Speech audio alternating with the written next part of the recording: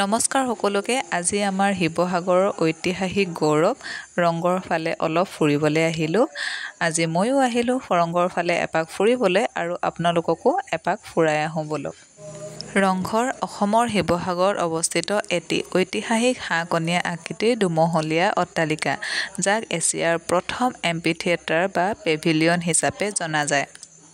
Amphitheatre মানে কি জানেনে? এম্পিথিয়েটাৰ মানে হ'ল এক অৰ্ধবৃত্তাকাৰ খোলা ৰংগমঞ্চ, য'ত বহি আহোম স্বৰ্গদেউসকলে প্ৰদৰ্শনসমূহ উপভোগ কৰিছিলে।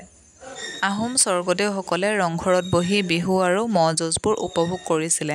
আহোম স্বৰ্গদেউ ৰুদ্ৰসিংহই প্ৰথমতে ৰংঘৰটো কিন্তু বাঁহ আৰু কাঠৰ দ্বাৰাহে নিৰ্মাণ কৰিছিলে, কিন্তু পৰৱৰ্তী কালত স্বৰ্গদেউ প্ৰমত্তসিংহদেৱে ইটাৰে এক সুন্দৰ এম্পিথিয়েটাৰ হিচাপে নিৰ্মাণ কৰে। এই ৰংঘৰটোৰ উচ্চতা 10 মিটাৰ, প্ৰস্থ 11 মিটাৰ আৰু দৈৰ্ঘ্য হৈছে 27 মিটাৰ।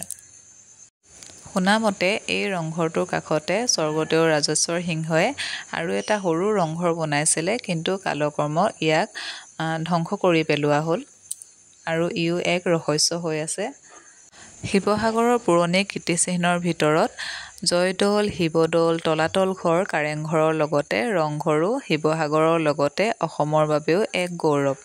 মই শিৱসাগৰবাসী হিচাপে সঁচাকৈ গৌৰৱ অনুভৱ কৰোঁ যে আমাৰ মাজত ইমান ধুনীয়া কীৰ্তিচিহ্নসমূহ মজুত হৈ আছে, যাৰ বাবে আমি গৌৰৱ অনুভৱ কৰিব পাৰোঁ।